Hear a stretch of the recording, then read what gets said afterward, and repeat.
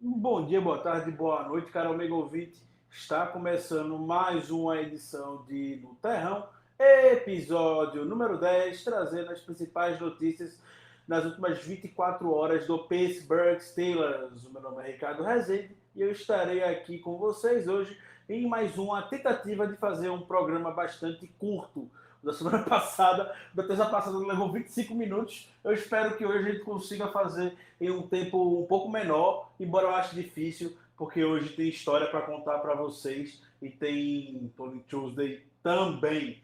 Então vamos lá, já que falamos agora da Tony Tuesday, vamos se atualizar a respeito do que teve no Pittsburgh Steelers saindo desse jogo contra a equipe do Cincinnati Bengals. Caso você não tenha acompanhado o jogo, fizemos um podcast já está disponível no feed, episódio número 181 no Black Yellow Brasil, falando sobre a partida contra a equipe do Cincinnati Bengals. Então, o Mike Tomlin abriu a sua coletiva de imprensa comentando a respeito do momento que o Steelers vive hoje com relação à Covid e tudo mais. Chegou ao ponto, inclusive, das instalações do Steelers ficarem fechadas ontem para que pudesse passar por uma limpeza intensa para não oferecer riscos ainda maiores para os jogadores e os funcionários do Steelers. A equipe de Pittsburgh, da Universidade de Pittsburgh, Pittsburgh Panthers, que também treina nas mesmas instalações do Steelers, anunciou na sexta-feira pela noite, ou foi na quinta-feira pela noite, não me recordo bem quando, que iria suspender as atividades por enquanto, por conta desse surto que, infelizmente, não vou classificar como surto, posso estar exagerando, mas no número de casos que a equipe do Steelers passou, pelo menos nas últimas semanas. Lembrando que tivemos Vince McDonald, que pegou Covid, um assistente técnico do Steelers também foi confirmado com Covid. O Kevin Dotson está na lista de Covid, não sabe se ele teve ou não, porém ficou doente no final da semana passada, não jogou, não treinou no final da semana também, por estar doente. E o Anthony McFarland, também doente, não jogou contra a equipe do Cincinnati Bengals. Então o Steelers está passando de fato por esse momento e o Mike Tomlin disse que a equipe está procurando se adaptar da melhor maneira possível, até brincou falando que os dinossauros da comissão técnica estão se desafiando para poder lidar com tecnologia, é chamada de Zoom, é iPad, tem que botar o microfone no mudo, tem o microfone no mudo para todo mundo ouvir. Então são desafios que o Steelers tá passando e que os jogadores, felizmente, para ele não tem esse tipo de problema. Os jogadores são bem acostumados já a esse tipo de ambiente. É um time jovem que os Steelers têm atualmente, então cresceram muito nesse mundo de tecnologia já. O desafio está sendo por parte dos técnicos e eles estão procurando se adaptar da melhor maneira possível para ficarem confortáveis. Lesões, saindo da partida contra o Cincinnati Bengals, teve duas lesões, running back Trey Edmonds, running back Jalen Samuels com a lesão no quadríceps e o Trey Edmonds com a lesão no músculo posterior da coxa estão sendo avaliados ainda sem maiores informações. Vão ver a necessidade vão ver a avaliação deles, nesse início de semana com base nas atividades que os Steelers for fazer. A grande preocupação ainda fica por trás de Mike Hilton, que não jogou no domingo, apesar de estar listado como questionável e ter treinado normalmente no início da semana passada.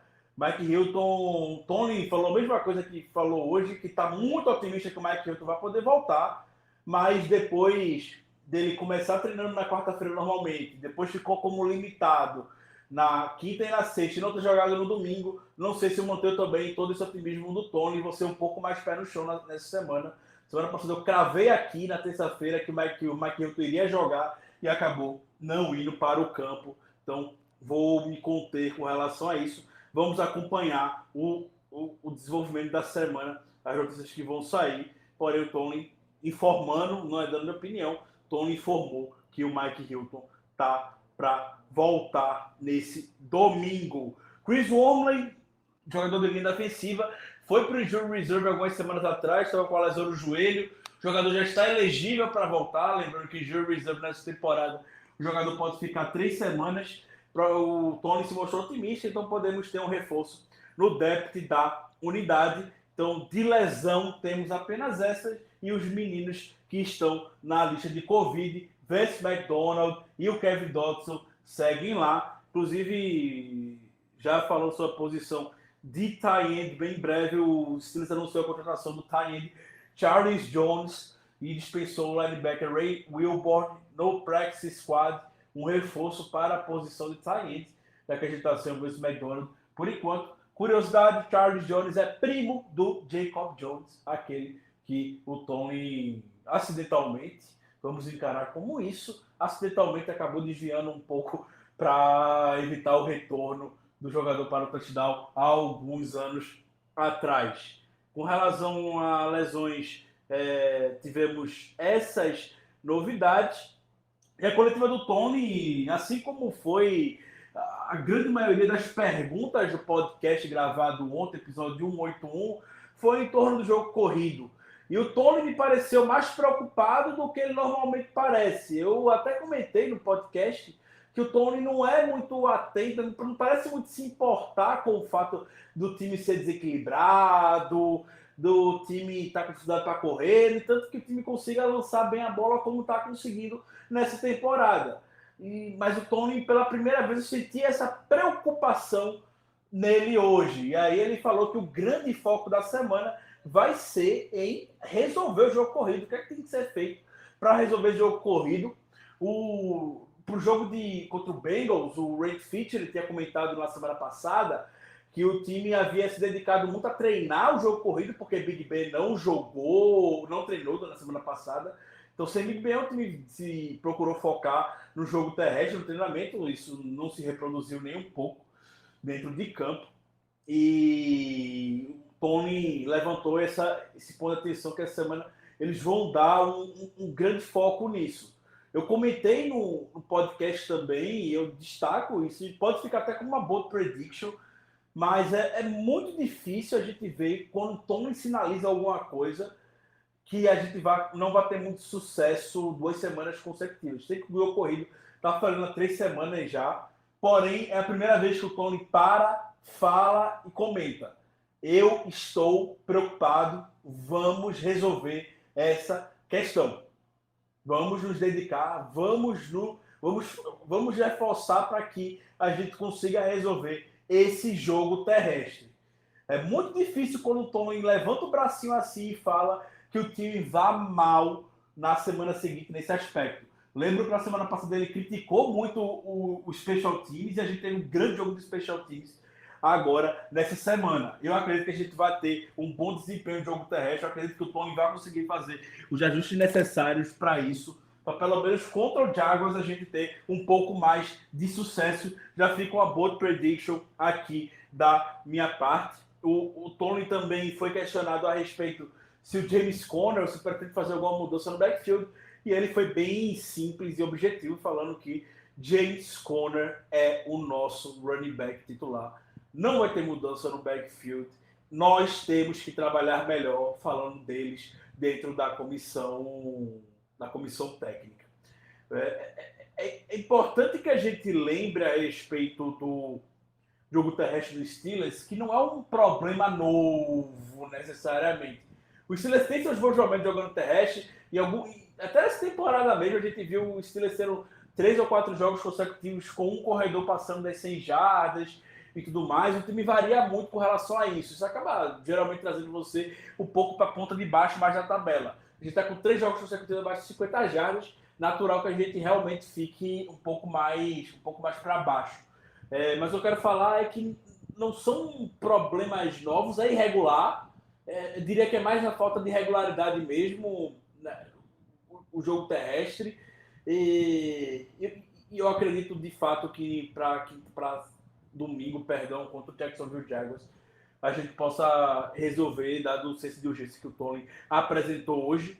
Uma coisa que o Tony destacou na coletiva foi que talvez a equipe do Bengals, a equipe do Bengals tinha muita gente dentro do box, muita gente dentro da linha de scrimmage por uma série de fatores. Primeiro fator, o Big Ben não treinou. O Bengals sabia que o Big Ben não tinha treinado. Então, o Bengals foi lá, eles vão abusar do jogo corrido. Estão enfrentando um quarterback, por mais que tenha 17 anos, e o Bengals não respeitou isso.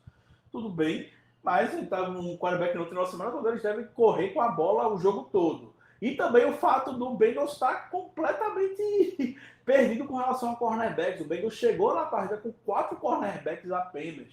Ainda perderam o Mackenzie Alexander ao longo do jogo, então eles não tiveram outra escolha a não ser forçar o Steelers a ser um time mais unidimensional a lançar a bola. A gente tem um quarterback de elite e a gente conseguiu se sair muito bem nesse sentido. Mas o Tony trouxe esse contraponto para talvez o jogo terrestre não ter ido tão bem quanto devia com relação a isso.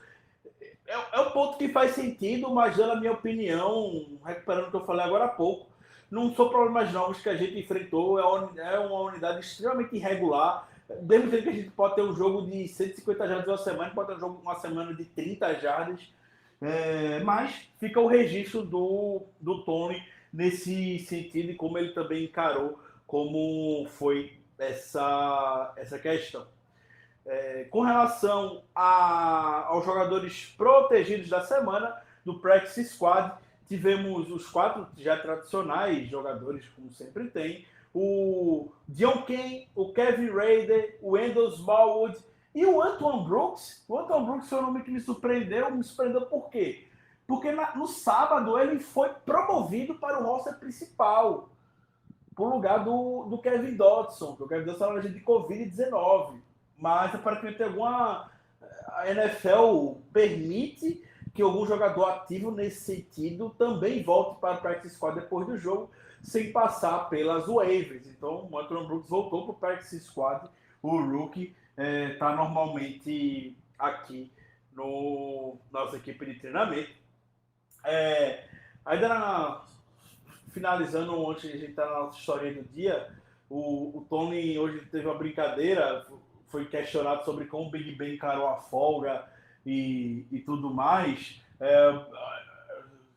O Tony falou que o Roethlisberger pediu uma folga perguntando se podia ter sido toda semana, para o Big Ben não treinar durante a semana e jogar no domingo normalmente. O Tony brincou, conversamos bem brevemente sobre isso e eu disse que espero ele quinta-feira no treino para a gente poder conversar.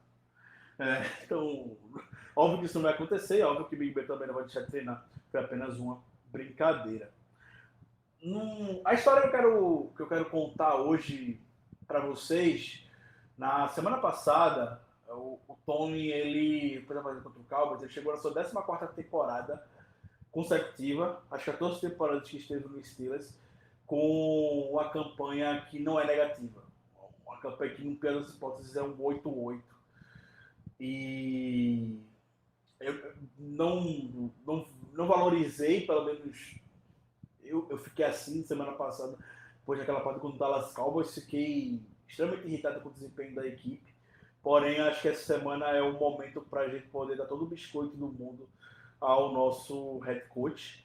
E aí, ontem, o Peter King, que faz uma coluna toda segunda-feira, o Monday Morning Quarterback, que é uma coluna simplesmente espetacular, que tradicionalmente o Peter King tem, e eu convido todos a olharem. É uma coluna que ele lança uma vez por semana só no Pro Football Talk, lá do Mike Florio. É uma vez por semana só que ele lança, mas é texto para você ler a semana toda, porque é um conteúdo incrível. E o trabalho que o Peter King faz nos bastidores da NFL, não é necessariamente um insider, mas conhece muita gente no mundo da NFL, tem contatos com os donos de franquia e tudo mais, sempre traz ótimos relatos. E nessa semana ele trouxe o relato do Mike Tomlin. A gente já gravou um episódio sobre a história, a carreira do Mike Tomlin. Se quiser, podem perguntar, a gente solta no feed, se quiser até solta no feed também, para poder recuperar um pouco isso. Estamos chegando em 14 minutos, então não vou ser tão breve aqui para isso, então pode sentar na cadeira, ficar confortável, que é tudo para ser uma história que pode durar um pouco, que é só para relembrar como foi essa chegada Como foi que o Steelers chegou no Mike Tomlin, um técnico que era até então desconhecido, era coordenador de defesa do Minnesota Vikings lá em 2006, era na sua primeira temporada como coordenador defensivo do Minnesota Vikings, e o Steelers foi lá e achou esse cara do nada para ser um dos maiores técnicos que, pelo menos nos tempos contemporâneos da NFL, da sua geração, Mike Tomlin é um dos melhores, sim. Então, para quem não pode não ter acompanhado lá em 2007 o processo de contratação do Steelers, a equipe tinha 2 nomes cotados, que eram dentro da franquia. O Ken Whisenhunt, que até coincidência do destino, ele foi ser head coach do Cardinals depois que não foi selecionado para ser head coach do Steelers, que eu sempre tinha um problema de relação com o Big Ben e tudo mais. O Tony venceu o Ken Whisenhunt no Super Bowl lá contra o Cardinals, coincidentemente também. O Ken Whisenhunt e o Russell Green, que era um pouco mais experiente e faziam parte da comissão técnica do Steelers naquela temporada, eram 2 dos cotados. O Steelers já fez feito entrevista com eles. E também o Steelers já havia cumprido a regra da Rooney Rule, que era entrevistar um candidato de minorias, que foi o Ron Rivera, atual técnico do Redskins, do Washington Football Team e técnico do Carolina Panthers por muito tempo. Então, eles já tinham uma lista 3 head coaches quando convidaram o Mike Tomlin para poder fazer a entrevista. E aí o Dan Rooney e o Art Rooney, as grandes figuras do Steelers, quando finalizaram a primeira entrevista com o Tomlin, conheceram ele, eles falaram que ele era um candidato muito, muito real, um candidato com muito potencial e que tinham adorado conversar com ele, porque é um cara muito jovem, tem 34 anos na época, e parece que estava a maturidade, o estilo de liderança que eles se apaixonaram e cativaram ele. O Tony tem muito disso, né? Quando o Tony é um cara muito carismático, ele conquista realmente muita gente, e não foi diferente quando conversou com os donos do Steelers. E aí, após isso, quando estavam fazendo tomar a decisão, a família Rooney entrou em contato com o Tony Dungy. O Tony Dungy foi quem levou o Tony para a NFL lá em 2000, 2001. O Tony Dungy era técnico lá no Tampa Bay Buccaneers, convidou o Tony para fazer parte da sua comissão técnica. O Tony nem esperava por isso naquela época. Foi convidado, o Tony Dungy foi lá, chamou ele. E o Tony Dungy foi jogador e trabalhou muitos anos no Steelers com o Chuck Noll. Tinha uma grande experiência, e aí a família Rooney entrou em contato com o Tony Dungy por conta dessa relação, e o Tony Dungy endossou na mesma hora a contratação do Tony. E o Tony Dungy até deu uma entrevista para o Peter King na semana passada, falando que o Dan Rooney compartilhou na época com ele, que estava impressionado com o Mike Tomlin. Me fale tudo sobre ele. E naquela hora que o Dan Rooney estava conversando, que o Tony estava conversando com o Dan Rooney, já sentiu que o Tony seria o contratado. Era o contratado.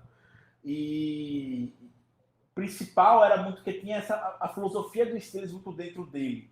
Uma coisa que eu lembro, isso ou foi na época ou foi alguns anos depois, o Tony ainda era novo na época do Steelers, que o Dan Rooney, ele comentou que um dos principais motivos de ele ter contratado o Mike Tomlin é que ele seria o técnico que ele gostaria de ter no Steelers daqui a 10 anos.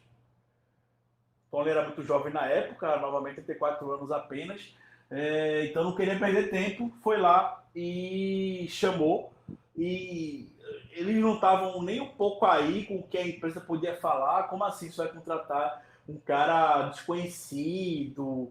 O Steelers tem esse histórico com o próprio Chuck Noll e o Bill Cowher. Os dois não eram grandes nomes perante a NFL quando foram contratados nos seus respectivos anos. Obviamente a cobertura midiática era muito diferente lá em 1900 e final da década de 60 e o final da década de 80, quando o Chuck Noll e o Bill Cowher foram contratados respectivamente, mas eles não estavam muito aí com a repercussão que estaria trazer Mike Tomlin naquela época. E uma das coisas que eles observaram na contratação do Mike Tomlin é que queriam um técnico que fosse um bom líder e um bom professor. Quando a gente olha de bom professor, a gente falou isso no podcast do Chuck Noll, me lembro bem, o Chuck Noll tem formação acadêmica em pedagogia. Eu preciso confirmar a formação acadêmica do Mike Tomlin, mas se não me engano também é algo relacionado à área da educação. Então não é por acaso a contratação do Tomlin também nesse sentido, que sempre foi um cara, um professor e um líder também extremamente carismático, como eu comentei, que conquista seus jogadores. Não à toa, até criticam ele por ser um players coach, ser um técnico que fica muito do lado dos seus jogadores. E na época, a família Rooney percebeu que era isso que precisava, porque já tinha uma comissão técnica razoavelmente experiente. Tinha o Dick LeBeau, talvez o maior coordenador defensivo da história da NFL. E aí trouxe o Mike Tomlin para poder arrumar a casa, juntar aquele time para que sabia que tinha um grande potencial, já sendo campeão do Super Bowl no ano seguinte. E aí o Tomlin, todo o seu histórico, o Ryan Clark, ele comentou, o Ryan Clark, ex-chefe de Steelers, atual comentarista, analista da ESPN, conversou com o Peter King na semana passada sobre o jogo de playoffs lá em 2010, 2011, entre Steelers e Ravens, um jogo de divisional, que o Ravens virou o intervalo ganhando de 21-7, e o Steelers, obviamente, estava preocupado, jogo de playoff, o Ravens estava dominando o jogo até então, e aí o Mike Tomlin no intervalo falou que a gente está enfrentando uma situação adversa, mas que eles são construídos, são treinados para superarem esse tipo de situação. E na volta do intervalo, especificamente com o Ryan Clark, o Clark disse que o Tomlin botou a mão com os ombros dele e ficou conversando no ouvido dele. Espere até ver a nossa virada, a história que vocês vão contar no futuro. Você, Ryan Clark, nunca vai esquecer desse dia, anota o que eu digo. E aí o segundo tempo do Ryan Clark foi espetacular, foi talvez um dos melhores segundos tempos que o Ryan Clark já tenha jogado com a camisa dos Steelers. O Ryan Clark, ele interceptou o Joe Flacco e forçou um fumble no segundo tempo, que deu condição dos Steelers encostar e virar o placar. E aí o Peter King falou, se o Mike Tomlin não conversa comigo daquele jeito, eu não acho que conseguiria virar ou jogar tão bem quanto eu joguei naquele jogo. Eu tive um efeito muito grande do Tomlin naquele dia. A gente muitas vezes fala que o Tomlin pode ser players coach e tudo mais, mas esse tipo de postura pode dizer que a gente se espera muito vindo do seu head coach. A gente gosta muito de comparar sempre, né, o Mike Tomlin com o Bill Belichick. Não tem comparação. O Bill Belichick é um dos maiores, ou se não o maior técnico, dos 3 maiores técnicos que a NFL já viu. Não tem o que se discutir. São estilos completamente diferentes. E não existem pessoas atualmente na NFL que se comparem com o Bill Belichick. São estilos diferentes. Não dá para ficar botando os dois na mesma mesa de comparação. Mas o trabalho do head coach é muito de juntar todo aquele amontoado de gente que ele tem dentro do time, manter um time muito coeso, manter um time muito unido. E aí, para talvez dizer uma estratégia, você conta com o seu coordenador ofensivo, seu coordenador defensivo. Obviamente, o Tomlin vai intervir quando for necessário tomar decisões finais. Mas o Tomlin tem muito forte isso, essa questão de superar os jogadores nesses momentos. A gente viu quantas viradas ele já teve no próprio jogo contra o Ravens nessa temporada, como foi aquela virada que aconteceu. E aí também um dos fatores que o Peter King destaca aqui na entrevista nessa coluna em homenagem ao Tomlin que apesar de todo esse comportamento que o Tomlin tem de boa relação com os jogadores da sua equipe, Ele não tem medo de punir ninguém, ele não tem medo de expor ninguém quando necessário. A gente lembra quando o Le'Veon Bell estava fazendo sua greve alguns anos atrás, o Tony já tinha perdido a paciência e falou: aqui eu preciso de voluntários, não de reféns. Então, se o Bell estava sentindo um refém aqui em Pittsburgh, que vá com o raio que o parta. E não estava nem aí, bancou o Conner teve bons jogos naquela temporada e tudo mais. E ele também não estava nem aí quando o ex-camisa 84 deu a louca depois do jogo contra o Saints.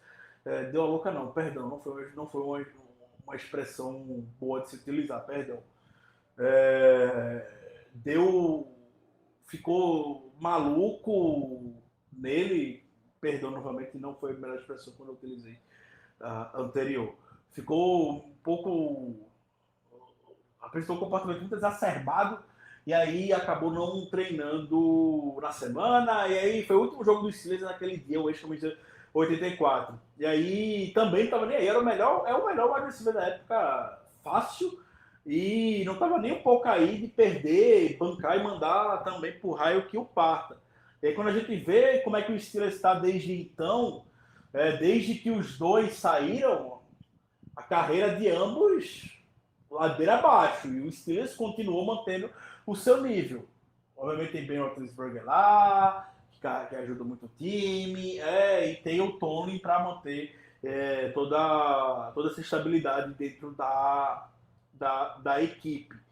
E aí o Peter King, ele termina a sua coletiva, seu texto, ele trazendo a reflexão a respeito dos técnicos negros na NFL, e que o Tony é um dos grandes ativistas para essa causa de forma muito justa. O Tony, durante a off-season, ele comentou que é um absurdo de que quando ele entrou na NFL, ele entrou na NFL em 2007, tinham mais técnicos negros do que hoje, 2020, perante a liga. E ele até deu umas indiretas falando que é um absurdo algumas decisões que a gente vê pela liga. De fato, a gente vê o Eric Bieniemy, o coordenador ofensivo do Chiefs, ainda não tem um emprego de head coach na NFL. É realmente algo bem, bem complicado. Lembro do Lions alguns anos atrás com o Jim Caldwell, que foi 9-7, playoffs e tudo mais. Ele assim foi demitido do Lions, porém a gente vê uma paciência gigantesca com o Matt Patricia lá em Detroit e tudo mais. Então são questões que o Tony não fala diretamente, mas que ele possivelmente pode estar direcionando o assunto. E ele disse que vai seguir sim lutando para que mais gente, mais negros sejam técnicos da NFL. E Tony, ele, algumas semanas atrás, ele passou o Tony Dungy como o técnico negro com mais vitórias na história da NFL. Na época, na semana foi muito reconhecido, o Tony Dungy ficou muito feliz, todo mundo ficou muito feliz. Eu fico muito feliz de ter o Tony aqui como técnico, mas a gente não reparou ele comentando a respeito disso. E eu tenho um pouco da noção de que por que o Tony não comemora esses números, não comemora esse número. E quando a gente olha o universo de técnicos negros da NFL, não são muitos. Se não me engano, são 10, 11 técnicos negros que já passaram pela NFL. Então, o Tony não vai comemorar ser 10. Isso, o Tony ele preferiria que tivesse muito mais gente, tivesse muito mais negros na NFL do que ele ser o técnico negro mais vitorioso da liga. E é algo que o Tony, eu tenho certeza que o Tony vai lutar ainda por muitos e muitos anos pela inclusão dentro da NFL, e que ele está caminhando a passos largos a ser um dos maiores, talvez, que a NFL tenha visto nesses tempos modernos. Pelo menos no 2000 para cá, o Tony está em uma prateleira realmente diferenciada. Eu sempre lamento quando muita gente da própria torcida não o valoriza da forma devida. Então, foi isso hoje, gente. Um programa bem longo, mas que eu acho que é bem justo ser de meia hora hoje. Um grande abraço para todos vocês e até amanhã. Voltamos amanhã com o Terrão.